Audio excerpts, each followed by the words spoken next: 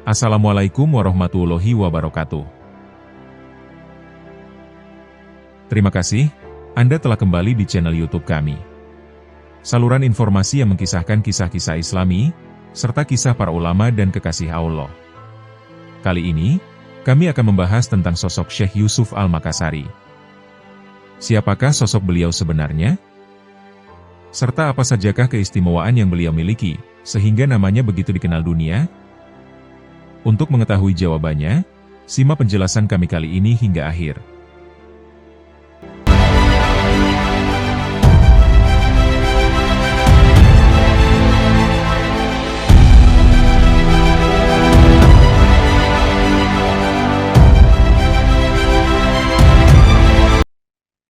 Kisah Karomah Syekh Yusuf Al-Makassari. Syekh Yusuf Al-Makassari, seorang ulama, pejuang, dan sufi besar asal Goa Sulawesi Selatan. Beliau tidak hanya dikenal karena perjuangannya melawan kolonialisme Belanda, tetapi juga karena kisah-kisah unik yang menyelimuti perjalanan hidupnya. Dari karomah yang menakjubkan di tengah lautan, hingga warisan abadi di tanah pengasingan Afrika Selatan, riwayatnya terukir sebagai teladan keteguhan iman dan kekuatan spiritual. Bahkan sejak kecil, tanda-tanda kemuliaan beliau sudah terlihat. Konon, saat kelahiran Syekh Yusuf kecil, cahaya sangat terang menyinari langit daerah Goa, yang diyakini sebagai pertanda alam menyambut kelahiran seorang ulama besar.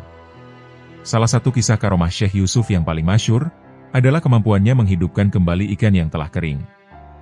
Peristiwa ini terjadi di atas sebuah kapal yang tengah berlayar. Suatu ketika, terjadi perselisihan sengit antara dua orang di atas kapal. Untuk melerai pertikaian tersebut, dan untuk menunjukkan kebesaran Allah, Syekh Yusuf lalu meminta sepotong ikan kering jenis ande-ande dari salah seorang penumpang. Setelah memegangnya, beliau kemudian melemparkan ikan kering itu kembali ke laut. Atas izin Allah, ikan yang semula kering dan mati itu hidup kembali, dan berenang di lautan. Kejadian luar biasa ini tidak hanya meredakan pertengkaran, tetapi juga mengukuhkan kewibawaan dan kedalaman ilmu spiritual Syekh Yusuf di mata para pengikutnya.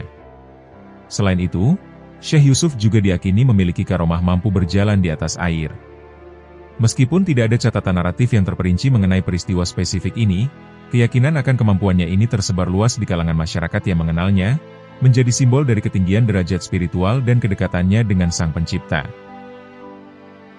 Keberanian Syekh Yusuf dalam menentang penjajahan Belanda membuatnya diasingkan, pertama ke Sri Lanka, dan kemudian ke Afrika Selatan. Namun di tengah keterasingan, cahaya dakwahnya justru semakin terang benderang. Di Sri Lanka, Syekh Yusuf tidak serta-merta tinggal diam. Ia dengan cepat menjadi rujukan bagi komunitas muslim setempat, dan para ulama dari berbagai penjuru, termasuk dari India. Kegigihannya dalam menyebarkan ajaran Islam dan membangun jaringan intelektual, membuat Belanda khawatir akan pengaruhnya yang semakin meluas. Karena khawatir akan pengaruhnya yang tak kunjung padam, Belanda akhirnya membuang Syekh Yusuf ke tempat yang lebih jauh, di Tanjung Harapan di Afrika Selatan, tepatnya pada tahun 1694. Disinilah kisah unik Syekh Yusuf mencapai puncaknya. Bersama 49 pengikut setianya, ia mendarat di sebuah wilayah dekat Cape Town. Alih-alih terpuruk dalam pengasingan, Syekh Yusuf justru mendirikan komunitas muslim pertama di Afrika Selatan. Daerah tempat tinggalnya kemudian dikenal sebagai Makassar, sebuah nama yang hingga kini melekat, sebagai bukti tak terhapuskan dari jejak sang ulama Nusantara. Komunitas yang ia rintis ini, yang kemudian dikenal sebagai Selama Ajer, atau yang berarti orang-orang Melayu Cape, menjadi cikal bakal perkembangan Islam di Afrika Selatan. Ajaran tasawuf dan nilai-nilai Islam yang dibawanya, mampu memberikan kekuatan spiritual dan identitas bagi para budak, dan orang-orang terbuang lainnya di wilayah tersebut. Pengaruh Syekh Yusuf begitu mendalam, hingga beberapa kata dari bahasa Indonesia, seperti puasa dan terima kasih, masih dapat ditemukan dalam kosakata masyarakat setempat. Warisannya sebagai pejuang dan penyebar Islam diakui secara luas, bahkan oleh tokoh besar dunia. Mantan Presiden Afrika Selatan, Nelson Mandela, ia menyebut Syekh Yusuf sebagai salah seorang putra Afrika terbaik, dan inspirasi dalam perjuangan melawan apartheid.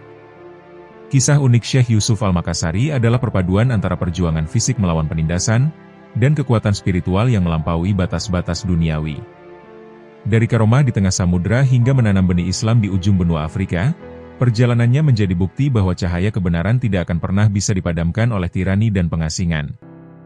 Ia tidak hanya menjadi pahlawan bagi bangsa Indonesia, tetapi juga ikon pembebasan dan pencerahan spiritual bagi masyarakat di belahan dunia lain. Sebagai seorang mursyid tarekat, Syekh Yusuf Al-Makassari dikisahkan memiliki berbagai karomah dan kewalian. Salah satu yang sangat terkenal adalah mengislamkan sang kapten kapal, yang membawanya ke pengasingan terakhir menuju Afrika Selatan. Menurut cerita, dalam pelayaran yang membawanya menuju Kapstaad, atas kapal Voetbok yang ditumpanginya beserta rombongan, tiba-tiba kapal dihantam oleh badai besar, yang membuat nahoda berkebangsaan Belanda, Van Beuren, ia sangat ketakutan karena mengira kapalnya akan tenggelam. Namun berkat wibawa dan karisma Syekh Yusuf Al-Makassari, kapten beserta nahkoda kapal dapat tetap tenang, dan mengendalikan kapal dengan selamat sampai di Kapstaad. Akibat pengalaman tersebut, sang kapten kemudian memeluk agama Islam, dan turut tinggal di pengasingan bersama Syekh Yusuf Al-Makassari. Sampai sekarang, keturunan kapten kapal ini tetap memeluk Islam, dan masih bermukim di Afrika Selatan. Manaqib Syekh Muhammad Yusuf Al-Makassari. Syekh Yusuf Abul Mahasin Tajul Halwati Al-Makassari Al-Bantani, beliau lahir di Goa, Sulawesi Selatan pada tanggal 3 Juli 1626, dan meninggal di Cape Town, Afrika Selatan pada tanggal 23 Mei 1699, dalam umurnya yang ke-72 tahun. Syekh Yusuf Al-Makassari adalah salah seorang pahlawan nasional Indonesia. Beliau juga digelari Tuan Tasalamaka RI Goa, yang berarti Tuan Guru Penyelamat Kita dari Goa, oleh pendukungnya di kalangan rakyat Sulawesi Selatan. Syekh Yusuf lahir dari pasangan Abdullah dengan Aminah. Ketika lahir, beliau dinamakan Muhammad Yusuf, suatu nama yang diberikan oleh Sultan Alauddin, Raja Goa, yang juga adalah kerabat ibu Syekh Yusuf. Pendidikan agama diperolehnya sejak berusia 15 tahun di Cikoang, dari Daeng RI Tasamang, guru kerajaan Goa. Syekh Yusuf juga berguru pada Sayyid Ba'alawi bin Abdul Al-Alamah At-Thohir, dan Sayyid Jalaluddin Al-Aidid. Kembali dari Cikoang, Syekh Yusuf kemudian menikah dengan putri Sultan Goa. Lalu pada usia 18 tahun, Syekh Yusuf pergi ke Banten dan Aceh. Di Banten inilah ia bersahabat dengan Pangeran Surya, atau Sultan Ageng Tirtayasa, yang kelak menjadikannya mufti Kesultanan Banten. Di Aceh, Syekh Yusuf kemudian berguru pada Syekh Nuruddin Arani Ridan, guna mendalami tarekat Qadiriyah. Syekh Yusuf juga sempat mencari ilmu ke Yaman, dan berguru pada Syekh Abdullah Muhammad bin Abdul Al-Baki, dan ke Damaskus untuk berguru pada Syekh Abu Al-Barokat Ayyub bin Ahmad bin Ayyub Al-Halwati Al-Quraisy. Syekh Yusuf adalah seorang ilmuwan, sufi, penulis, dan komandan pertempuran abad ke-17. Beliau adalah Tuan Tasalama RI Goa, Syekh Yusuf Abul Mahasin Al-Taj Al-Halwati Al-Makassari Al-Banteni. Ketika Kesultanan Goa mengalami kalah perang terhadap Belanda, Syekh Yusuf pindah ke Banten, dan diangkat menjadi mufti di sana. Pada periode ini Kesultanan Banten menjadi pusat pendidikan agama Islam, dan Syekh Yusuf memiliki murid dari berbagai daerah, termasuk 400 orang asal Makassar yang dipimpin oleh Ali Karaeng Bisai. Ketika pasukan Sultan Ageng dikalahkan Belanda tahun 1682, Syekh Yusuf ditangkap dan diasingkan ke Sri Lanka, tepatnya pada bulan September 1684. Di Sri Lanka, Syekh Yusuf tetap aktif menyebarkan agama Islam, sehingga memiliki murid ratusan, yang umumnya berasal dari India Selatan. Salah satu ulama besar India, Syekh Ibrahim bin Mian, termasuk mereka yang berguru pada Syekh Yusuf. Melalui jamaah haji yang singgah ke Sri Lanka, Syekh Yusuf masih dapat berkomunikasi dengan para pengikutnya di Nusantara, sehingga akhirnya oleh Belanda ia diasingkan ke lokasi lain yang lebih jauh, yakni Afrika Selatan, tepatnya pada bulan Juli 1693. Pada masa hidupnya sampai sekarang, Syekh Yusuf Al-Makassari dikenal pada 4 negeri, yaitu Kesultanan Banten Jawa Barat, Tanah Bugis Makassar Sulawesi Selatan, Ceylon Sri Lanka, dan Cape Town Afrika Selatan. Beliau adalah sosok penting peletak dasar kehadiran komunitas Muslim di Ceylon dan Afrika Selatan. Malah beliau dianggap sebagai bapak pada beberapa kumpulan masyarakat Islam di Afrika Selatan, yang berjuang mewujudkan persatuan dan kesatuan untuk menentang penindasan, dan paham adanya perbedaan kulit dan etnis. Bagi warga Cape Town, dia tidak hanya diakui sebagai ulama, namun juga pejuang bagi rakyat Afrika Selatan. Daerah tempat tinggal Syekh Yusuf di Cape Town juga diberi nama sebagai kawasan Makassar, untuk menghormati tempat asalnya. Syekh Yusuf Al-Makassari telah menjadi kebanggaan Islam pada masa kini. Beliau bukan lagi sekedar milik orang Bugis di Sulawesi Selatan, atau milik masyarakat Islam di Afrika Selatan dan Ceylon, tetapi beliau telah tercatat sebagai pejuang kemanusiaan oleh Nelson Mandela, Presiden Afrika Selatan, pada tahun 1994. Dan beliau juga mendapat gelar sebagai pahlawan nasional dan pejuang kemerdekaan oleh Presiden RI Soeharto, yakni pada bulan November 1995. Penghargaan yang diberikan kepadanya karena perjuangan beliau semasa hidupnya, baik sebagai seorang pejuang atau mujahid dakwah, maupun sebagai ulama atau tokoh cendekiawan Islam. Selama hidupnya, beliau juga dianggap duri dalam daging oleh penjajah barat di Nusantara. Menurut Lontara warisan kerajaan kembar Goa dan Talo masa kelahiran Syekh Yusuf adalah pada 3 Juli 1628 Masehi, atau bertepatan dengan 8 Syawal 1036 Hijriah. Riwayat atas penetapan tanggal tersebut telah menjadi riwayat tradisi lisan masyarakat di Sulawesi Selatan, sehingga semua kajian yang berkenaan dengan masalah itu sudah menjadi kesepakatan. Ini berarti masa lahir beliau setelah 20 tahun pengislaman kerajaan kembar Goa dan Talo, oleh seorang ulama dari Minangkabau Sumatera Barat, yaitu Abdul Makmur Hatib Tunggal, yang digelari dengan Datuk RI Bandang. Sebagai manusia biasa, ia dilahirkan ke persada bumi ini melalui seorang ayah dan seorang ibu. Dalam lontara riwayat Tuanta Salamaka RI Goa, dinyatakan dengan jelas bahwa ayahnya bernama Galarang Moncongloe, saudara seibu dengan Raja Goa Sultan Alauddin Imangarang Daeng Marabia, Raja Goa yang paling awal masuk Islam, dan menetapkannya sebagai agama resmi kerajaan pada tahun 1603 Masehi. Sedang ibunya bernama Aminah binti Dampang Komara, seorang keturunan bangsawan dari Kerajaan Talo, kerajaan kembar dengan Kerajaan Goa. Syekh Yusuf meninggal pada tanggal 23 Mei 1699 pada usia 73 tahun. Banyak versi yang diyakini sebagai makam beliau selain di Makassar Faur, Afrika Selatan, Lakiung Goa, Banten, Palembang, Sri Lanka, dan Talango Madura. Tapi makam Syekh Yusuf yang sebenarnya ada di Lakiung, ujar sejarawan Profesor Anhari Gonggong. Ia dimakamkan di Lakiung pada hari Selasa, 12 Zulhijjah 1116 Hijriah. Masih menjadi pertanyaan besar, di mana sesungguhnya jenazah Syekh Yusuf dimakamkan. Sebab di masing-masing makam tersebut, masyarakat sekitar sangat meyakini jenazah Syekh Yusuf berada di makam setempat. Seorang ulama besar tidak mungkin lahir dengan sendirinya, tanpa melalui tempaan-tempaan yang berat. Termasuk tempaan dalam mencari ilmu. Mengetahui guru-gurunya juga sebagai pemetaan jaringan ulama dan corak paham keagamaan yang dikembangkannya, begitu juga dengan Syekh Yusuf. Sejak agama Islam menjadi pengangan masyarakat di Tanah Bugis, sistem pendidikan awal kepada anak-anak mereka adalah menyampaikan ayat-ayat Al-Quran Al-Karim, yakni melalui cara tradisional dalam pengajaran baca tulis Al-Quran. Maka Syekh Yusuf Al-Makassari pun tidak lepas dengan sistem itu. Sejak kecil beliau mulai diajarkan hidup secara Islam. Beliau dididik menurut tradisi Islam, diajari bahasa Arab, fikih, tauhid, dan ilmu-ilmu keagamaan lainnya sejak dini. Sebagai seorang putra keluarga bangsawan, dia berkesempatan mengenyam pendidikan yang sangat bagus, yakni dengan belajar kepada ulama-ulama ternama pada zamannya, termasuk berkesempatan menimba ilmu di pusat-pusat pendidikan ternama pada zamannya. Salah satu pusat pendidikan keagamaan yang bagus pada waktu itu berada di Cikoang, yang saat itu merupakan perkampungan para guru-guru agama.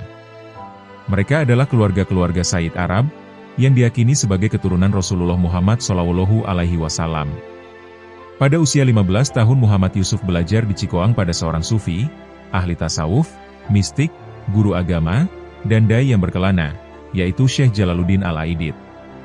Selain itu, beliau mendapatkan pendidikan mengenai bacaan Al-Quran melalui seorang guru mengaji yang bernama Daeng R.I. Tasamang, hingga dirinya hatam Al-Quran. Setelah fasih membaca Al-Quran, beliau dibawa oleh orang tuanya ke pondok pesantren Bonto Ala, untuk menuntut ilmu-ilmu Islam dan ilmu alat, seperti ilmu nahu, sorof, balagoh, dan mantik. Pondok atau pusat pendidikan Bonto Ala yang didirikan pada tahun 1634, pada masa itu dipimpin oleh seorang ulama yang berasal dari Yaman, yang bernama Said Ba'alawi bin Abdullah, yang dikenal sebagai Al-Alamah Thohir. Setelah beliau menamatkan pelajarannya di pondok pesantren Bonto Ala, gurunya Syekh Ba'alawi menyarankan kepadanya agar terus melanjutkan pengajian di pondok Cikoang. Ada beberapa tahun lamanya Syekh Yusuf belajar di pondok Cikoang, di bawah bimbingan dan asuhan Syekh Jalaluddin. Karena kecemerlangan dan kecerdasan otaknya dalam mengikuti pengajian, akhirnya beliau disarankan oleh gurunya untuk meneruskan pelajarannya di Jazirah Arabia.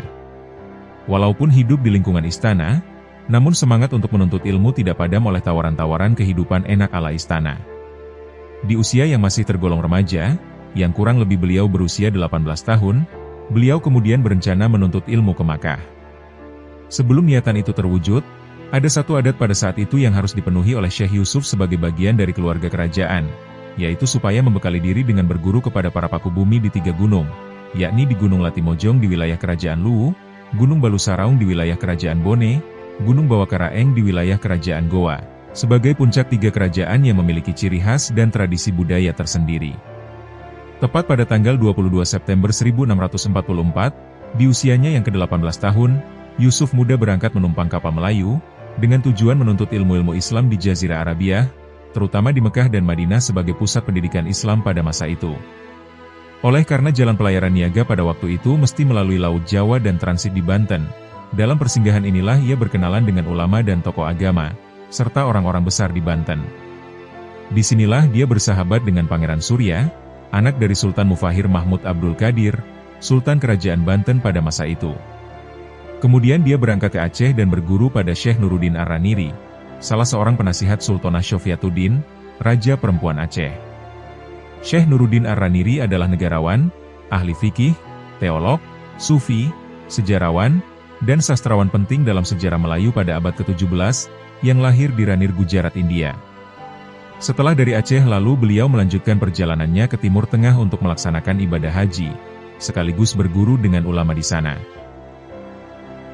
Negeri Yaman adalah persinggahan beliau pertama, dan berguru kepada Said Syekh Abi Abdullah Muhammad Abdul Baqi, bin Syekh Al-Kabir Masjaji Al-Yamani Zaidi Al-Naqsyabandi. Lalu ke kota Zubaid berguru kepada Syekh Maulana Said Ali Al-Ba'alawiyah. Gurunya yang kedua ini adalah seorang muhadis dan tokoh sufi, dan beliau lebih dikenal sebagai ulama Ahlus Sunnah wal Jamaah di negeri Yaman pada zamannya. Musim haji pun tiba, maka beliau berangkat ke Mekah. Setelah menunaikan ibadah haji, maka beliau berangkat ke Madinah untuk menziarahi makam Rasulullah SAW, sekaligus meneruskan pengajiannya di sana. Di tanah suci tersebut beliau berguru kepada Syekh Ibrahim Hasan bin Syihabuddin Al-Qurdi Al-Kaurani, dan Hasan Al-Ajami. Dari situ Yusuf muda masih melakukan perjalanan studinya ke negeri Syam, Damaskus, kepada Syekh Abu Al-Barakat Ayyub bin Ahmad bin Ayyub Al-Halwati Al-Qurashi, seorang tokoh dakwah dan ulama sufi, serta pakar hadis yang amat masyhur di zamannya. Di sini Syekh Yusuf mendapatkan predikat summa cum laude, bergelar Tajul Halwati Hadiatullah. Tercatat juga bahwa beliau mempelajari tarekat Dasukiyah, Syadziliyah, Hashtiyah, Rifaiyah, Al-Idrusiyah, Suhrawardiyah, Maulawiyah, Kubrawiyah, Madariyah, Mahduniyah. Di sini terkesan beliau memiliki pengetahuan yang tinggi. Mungkin bobot ilmu seperti itu disebut dalam lontara versi Goa berupa ungkapan, yang dalam bahasa Makassar Tamparang Tenaya Sandakana, atau langit yang tak dapat diduga, langit Tenaya Birina, atau langit yang tak berpinggir, dan kapalak Tenaya Gulina, atau kapal yang tak berkemudi. Untuk melengkapi pengalamannya, beliau melanjutkan perjalanan ke Istanbul, Turki. Selepas beliau menimba banyak pengalaman di Istanbul, beliau cenderung kembali ke Mekah dan tinggal beberapa lama di sana. Di samping tujuan beribadah, juga untuk mengkaji ulang ilmu pengetahuan yang telah diperolehnya selama dalam pengajian. Pada masa inilah beliau gunakan kesempatan mengajar kepada pelajar-pelajar yang berasal dari Nusantara, dan memberi pengajian umum di Masjidil Haram kepada jamaah haji pada musim haji, terutama mereka yang berasal dari Tanah Bugis, Sulawesi Selatan.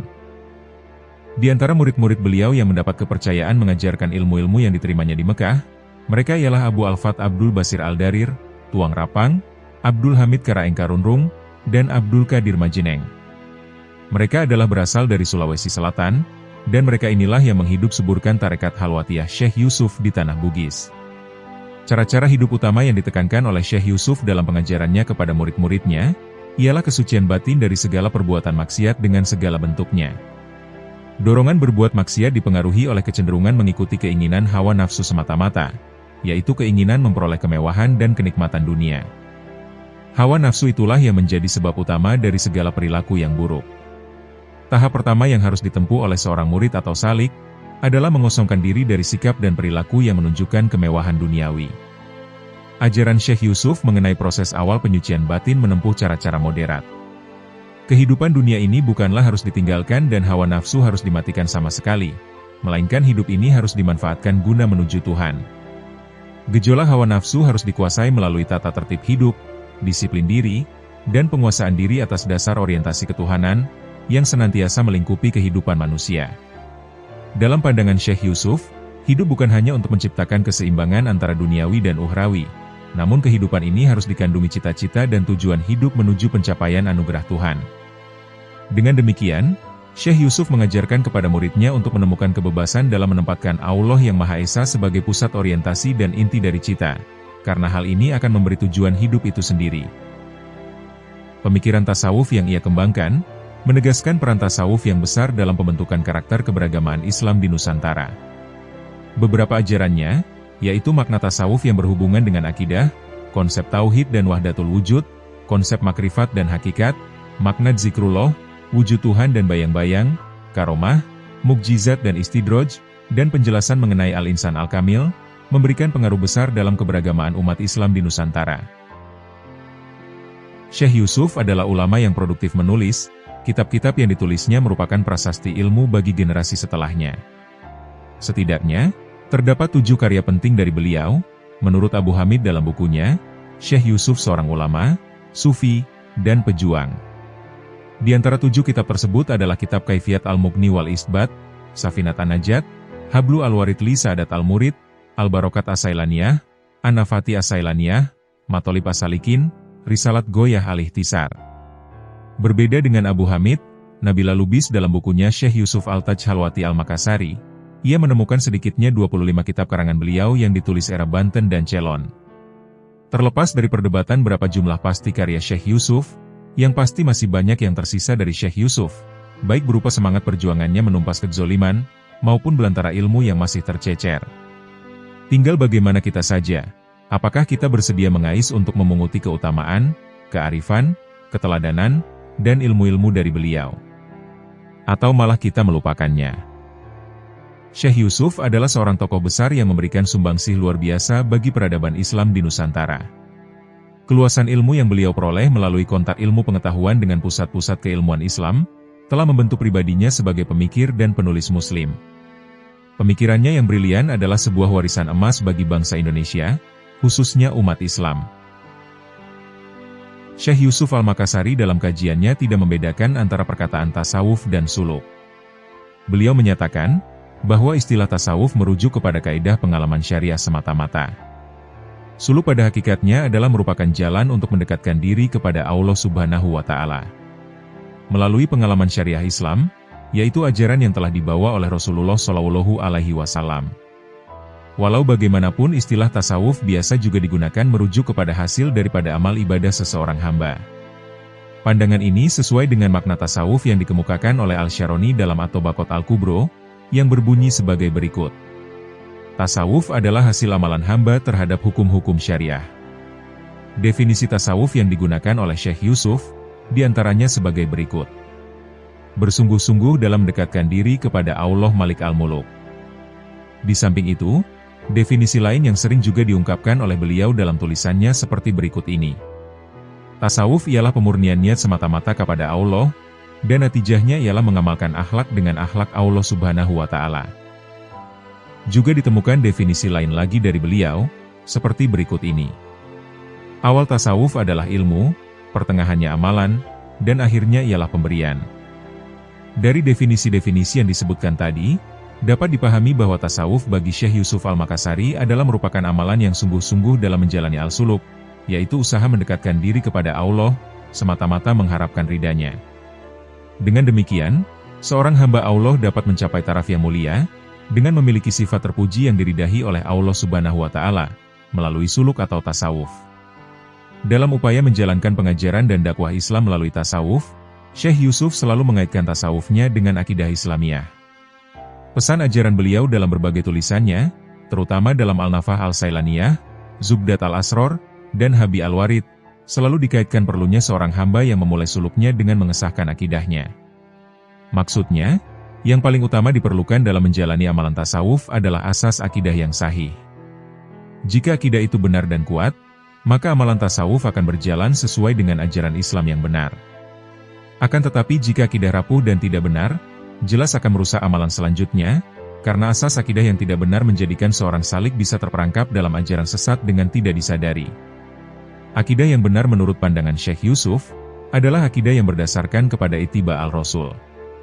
Artinya, apa yang patut diyakini oleh hamba terhadap Allah, adalah sebagaimana yang telah termaktub dalam Al-Quran dan As-Sunnah. Keimanan kepada Allah, malaikatnya, kitab sucinya, rasul-rasulnya, hari kiamat, dan kodo dan kodarnya, mestilah didasarkan kepada kedua rujukan dasar tersebut. Selain Al-Quran dan As-Sunnah, tiada jalan untuk menjadikannya sebagai landasan akidah yang benar. Dalam risalah Al-Futuhat Al-Ilahiyah, Syekh Yusuf memperincikan rukun tasawuf kepada 10 perkara. Yang pertama, tahrid al-tauhid, yang bermaksud memurnikan ketauhidan kepada Allah, dengan memahami makna keesaan Allah mengikuti kandungan surat Al-Ikhlas. Di samping itu, dalam meyakini keesaan Allah, mesti dijauhi dari sifat tashbih dan tajsim. Yang kedua, faham al-simai, yang bermaksud memahami tata cara menyimak petunjuk dan bimbingan Syekh Mursid, dalam menjalani pendekatan diri kepada Allah yang menuju pada tuntutan Islam yang benar. Yang ketiga, hus al-ishro, yang bermaksud memperbaiki hubungan silaturahim dalam pergaulan, atau muasaroh. Yang keempat, ithar al-ithar, yang bermaksud mendahulukan kepentingan orang lain daripada kepentingan diri sendiri, demi mewujudkan persaudaraan yang kukuh. Yang kelima, tar al-ikhtiar, yaitu bermaksud berserah diri kepada Allah, tanpa iktimat kepada ikhtiar sendiri. Yang keenam, sura'at al-wuj, yang bermaksud memahami secara pantas suara hati nurani, yang seiring kehendak Allah al-haq. Yang ketujuh, al-kahf an al-hawatir, yang bermaksud mampu membedakan yang benar dan yang salah. Yang kedelapan, katrot al-safar, yang bermaksud melakukan perjalanan untuk mengambil itibar, dan melatih ketahanan jiwa. Yang kesembilan, tar al-iktisab, yang bermaksud tidak mengandalkan usahanya sendiri, akan tetapi ia lebih bertawakal kepada Allah yang Maha Kuasa, setelah ia berusaha. Yang kesepuluh, tahrim al-idhar, yang bermaksud tidak mengandalkan pada amal yang telah dilakukannya, melainkan tumpuan harapannya hanyalah kepada Allah. Adapun konsep Syekh Yusuf tentang Tauhid al-Ilah, telah dirumuskan dalam risalah Al-Nafah, yaitu, sesungguhnya Allah Ta'ala disifati dengan ayat Al-Quran Surat As-Surah ayat 2, yang bermaksud, tiada suatu apapun yang menyerupainya. Dari pernyataan beliau tadi, jelas bahwa konsep Tauhid beliau tidak lepas dari konsep Tauhid Ahlus Sunnah wal Jamaah, yang menetapkan zat dan sifat bagi Allah, sebagaimana yang termaktub dalam Al-Quranul Karim. Malah beliau menegaskan, bahwa ayat-ayat tadi adalah merupakan dasar tauhid yang sebenarnya, yang mesti dipegangi dan diyakini. Beliau menyebutnya sebagai al-i'tiqadat, induk dari keimanan. Menurut Syekh Yusuf, unsur-unsur ketauhidan yang mesti diyakini sebagai orang yang menjalani suluk, diantaranya adalah: yang pertama, tauhid al-ahad, yaitu meyakini bahwa sesungguhnya Allah adalah wujud qadim, wujud tidak berpermulaan, qadim binafsih, berdiri dengan sendirinya, muqawim li ghairih, mengadakan selainnya. Sesungguhnya Allah tiada bermula wujudnya dan tiada ujungnya, tiada serupa dengannya. Dia adalah Maha Tunggal, tumpuan pengharapan, tidak beranak, tidak diperanakan, dan tidak satupun yang menyerupainya. Yang kedua, tauhid al-af'al, ialah meyakini bahwa sesungguhnya Allah, dialah pencipta segala sesuatunya. Dialah yang memberi daya dan kekuatan dalam melaksanakan semua urusan. Apa yang dikehendaki oleh manusia tidak akan mungkin terjadi, kecuali atas kemauan Allah jua. Semua yang diinginkan oleh Allah pasti terjadi, dan yang tidak dikehendakinya tidak akan mungkin terjadi. Yang ketiga, tauhid al-ma'iyah, yaitu meyakini bahwa sesungguhnya Allah senantiasa bersama hambanya dimanapun ia berada. Yang keempat, tauhid al-ihatah, yaitu meyakini bahwa sesungguhnya Allah meliputi segala sesuatu. Dalam konsep ma'rifah dan hakikoh, beliau selalu menghubungkannya dengan dua istilah lain, yaitu syariah dan thariqah yang selalu disinggung secara bersamaan. Beliau menguraikan keempat istilah itu dan kedudukannya masing-masing. Syariah ditafsirkan sebagai teori atau nazariyah, yaitu ilmu tentang tata cara melakukan ibadah kepada Allah, mengikuti syariat Islam yang telah dikaji secara mendalam oleh ulama fikih atau fuqaha. Sementara thariqah ialah pelaksanaan atau tatbik amal ibadah dengan penuh keikhlasan, mengikuti bimbingan seorang mursyid yang dianggap berpengalaman, dan memiliki ilmu yang luas tentang syariat Islam. Adapun hakikoh, Syekh Yusuf menafsirkan sebagai suatu sikap yang sangat dalam ketika beribadah, dengan bermusyahadah kepada Al-Ma'bud, Allah Subhanahu wa Ta'ala. Sementara ma'rifah adalah suatu anugerah ilahi yang langsung dirasakan oleh mereka yang telah menjalani suluk, yang mengikuti petunjuk syariah Islam dengan penuh keikhlasan dan sikap ihsan. Menurut Syekh Yusuf, ibadah zikir itu adalah wujud kesempurnaan ittiba Nabi Muhammad SAW. Dan amat dianjurkan bagi mereka yang menjalani suluk atau pendekatan diri kepada Allah. Menurut Syekh Yusuf, zikir ada 3 macam. Yang pertama, la ilaha illallah, dinamakan zikir orang-orang awam atau disebut pula zikir lisan atau lidah. Yang kedua, Allah, zikir orang-orang khawas, atau disebut zikir kalb atau hati. Dan yang ketiga, huwa, yang dinamakan zikir khas al-hafwas, atau zikir sir atau rahasia. Menurut Syekh Yusuf, apa saja yang ada selain Allah sebenarnya tidak ada. Wujud selain Allah hanyalah sebagai bayangan wujud yang berdiri, dan memberi wujud bagi yang lain.